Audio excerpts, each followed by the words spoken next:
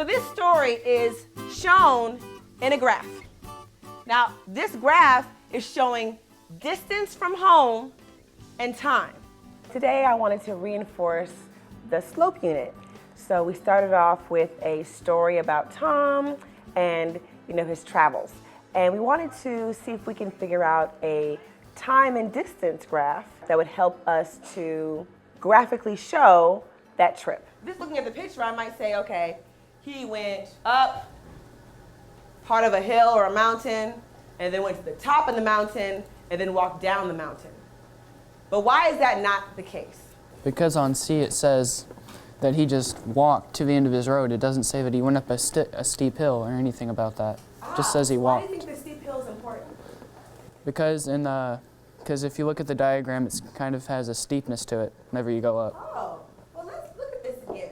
So I wanted the students to not look at the graph like it was going up and down, so he went up a hill and down a hill. I wanted them to look at he traveled this many feet and this long. I'm going to talk about some common misconceptions that students that I know make. First common misconception, thinking the graph is a picture and saying the lines are showing where Tom actually walked. I addressed this misconception at the beginning of class, and I wanted to see if students were able to not make that same mistake, knowing this is an error that students could make. Take the stories, read them in your groups, and you're going to match the actual pictures with the stories.